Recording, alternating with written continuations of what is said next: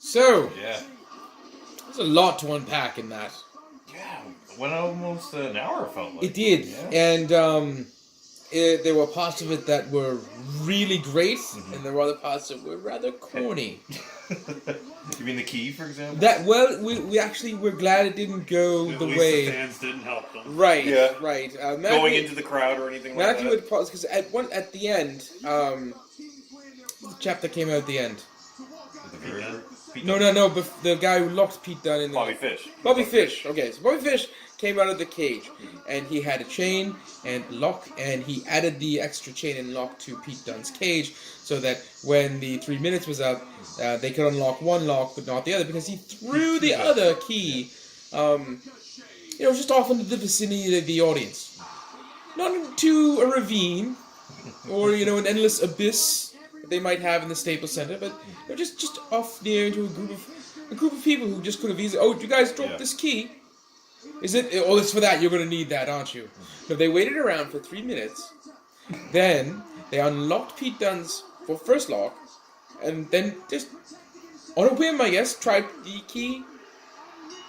Yeah. In the different lock, and surprise, it didn't work. Then they went and got bolt cutters. I would have just gotten bolt cutters at that point. You would think they would have gotten the bolt cutters long before, because that chain should not have been on the door to begin with. Right? There's no rule preventing them from taking that chain off while the 3 minutes is kept. They just can't unlock the door. Moving on, though. The greatest opponent in wrestling is logic. Right.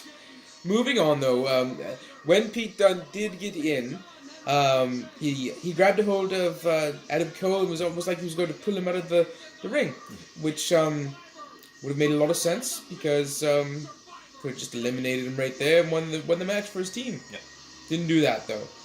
What followed next was... there was so much hard hitting. Pete Dunne threw in a bunch of trash bins, and then the Undisputed Era got their Undisputed Chairs and started throwing the chairs in there with the logo on them, right? Yeah.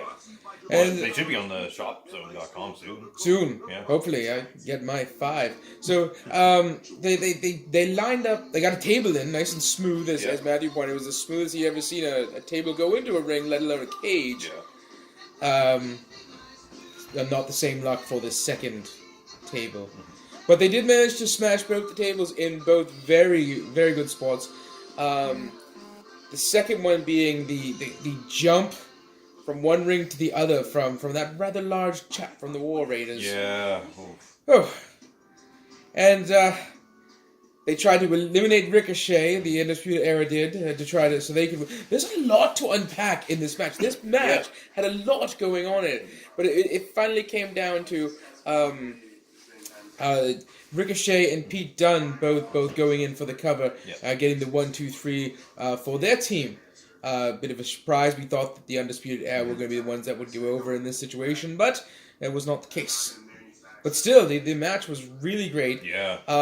There was one point where, of course, they threw Ricochet, the War Raiders threw Ricochet over the Undisputed Era so he could help break up what was going on with Adam Cole and Pete Dunne.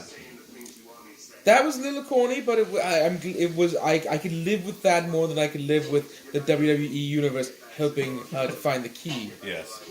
Morrow swore. I know. Well, sort of. I was shocked. He said, "Mama, effing Mia, Yeah. you're Canadian. Be better, sir." You represent us. Yes. Well, him. I'm British, so. But what would your mother think?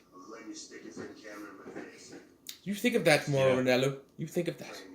All in all, though, the pay-per-view was amazing. It was a great takeover. It had a great build. It started that low, slow stuff with Cassius Ohno and Definitely going to be better than tomorrow night. Oh, most definitely. Yes. Tomorrow night, we might be lucky to get some good matches. But it's not going to make any sense. Yeah, the only thing, Seth Rollins, Nakamura, but everything else, Yeah, that's it, right?